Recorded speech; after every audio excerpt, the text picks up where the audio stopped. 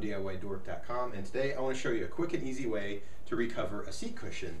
And this one right here actually is pretty ugly. It looks like grandma's curtains threw up all over this chair, so we're going to fix it up, make it look a little bit better. So check this out. Okay, so the first thing you want to do is flip your chair upside down and then see how the seat cushion is hooked to it. Mine has a screw in all four corners, so all I'm going to do is unscrew each one and take the seat cushion off. The supplies you'll need to rewrap your seat bottom is fabric, and you're going to need enough to cover however many seat cushions you're going to do, and each one needs to have enough fabric to at least wrap about 2 inches over so there's enough to staple. And you're going to need scissors to be able to cut the fabric. You need a staple gun, and then you also need good staples, and I recommend 1/4 inch long, because if you get any longer than that, it may shoot through the seat bottom and then you'll be sitting on it.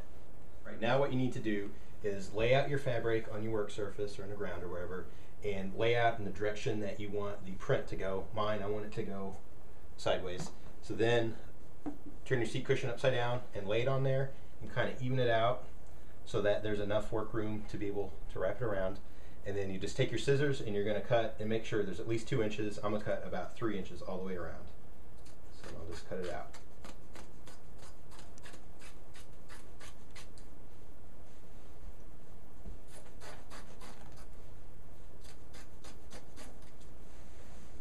And that's about how much you'd need.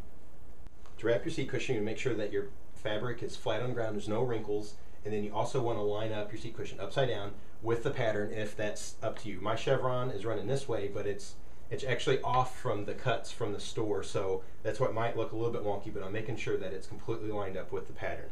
So the first thing you want to do is pull on your side. This is my front, this is my back, so I'm pulling on the side. You want to pull it tight, grab in the middle, and you're going to put a staple right there in the middle.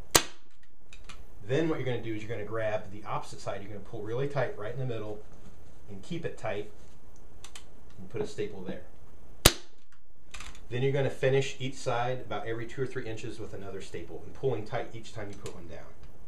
Pull in there. Go ahead and up here.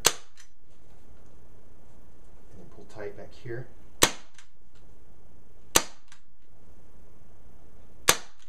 Okay, now you're going to do exactly the same thing on this side. You're going to pull tight each time you put the staple in, about every 2 or 3 inches.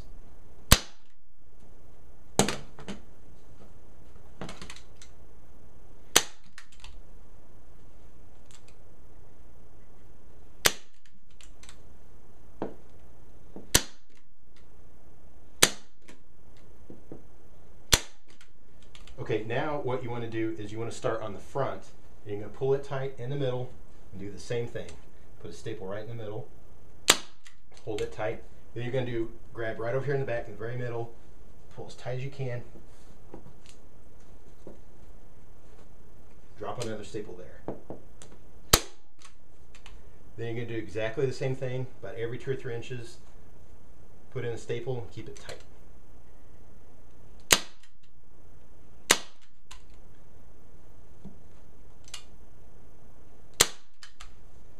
And then the same thing over on the other side.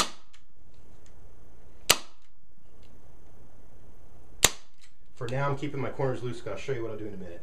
Now I'm going to the back, and I'm pulling them tight, doing the same thing.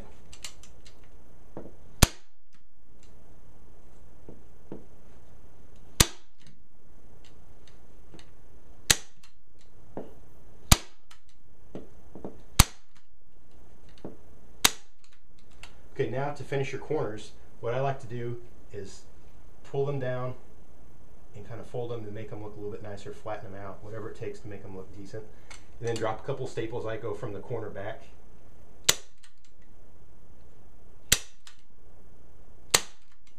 Just do that to all of them. Just fold them, make them look decent.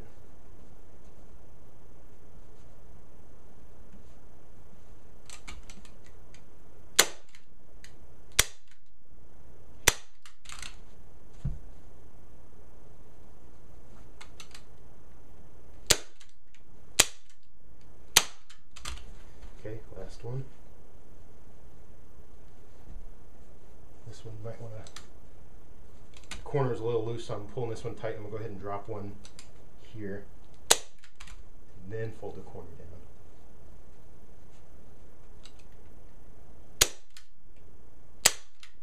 And then if you end up with extra, like I did here, you can just take scissors and cut that right off.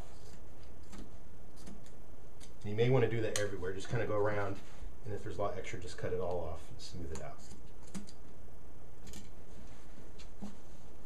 There you go. Should be wrapped and looking awesome. All right, so then the last step is you want to line up your seat cushion back onto your chair and put all the screws back in.